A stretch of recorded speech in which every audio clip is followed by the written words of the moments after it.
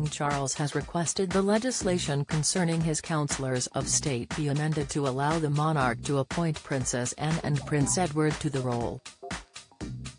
There are already 5 councillors of state, although 2 are Prince Harry and Prince Andrew, neither of whom are working royals and both are considerably distanced from royal affairs. The urgency behind the King's communications with Parliament is reportedly motivated by upcoming plans for the Prince and Princess of Wales to travel to America. The overseas trip could mean Prince William would be unable to stand in for the monarch if King Charles fell ill or became otherwise unable to perform his royal duties. Daily Express royal correspondent Richard Palmer noted, "What was quite interesting was that the King chose his birthday to write to Parliament to ask for legislation to be brought forward as quickly as possible to make this legal change. I was intrigued by that. It was clearly sending a signal that this is an important matter that he would like to be sorted out." Royal Roundup host Pandora Forsyth added, "He is acutely aware that he needed to put this through quite quickly, which shows the urgency of it." A statement, signed by the King, was read to the House of Lords, indicating an expansion of the councillors of state would ensure the continued efficiency of public business, should the monarch be unavailable. Mr. Palmer said, "Clearly, one factor may be that William and Kate are going to the US at the end of this month. That may have affected the decision-making because if the King suddenly fell ill or was indisposed in some way, then William would have to come straight back from the US and cut short his visit.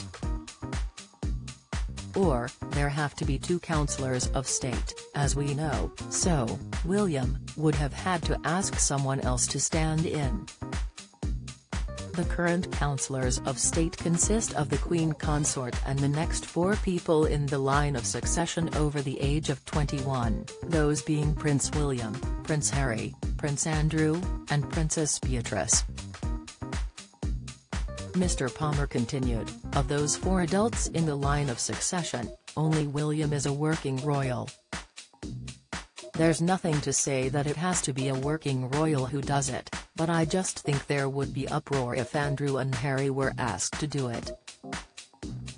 Harry's abroad anyway, so he can't really do it, you have to be in England to do it." There has been much concern that Prince Andrew could return to the forefront of the royal family if he was forced to step in and perform royal duties as a councillor of state. Additionally, the chance of Prince Harry performing duties on behalf of the King is unlikely given he stepped down as a senior royal in 2020 and now resides in California with his wife and children. Don't miss, the Daily Express royal correspondent suggested the King's proposed amendment to the Regency Act was a bid to sideline Prince Harry, Prince Andrew, and Princess Beatrice.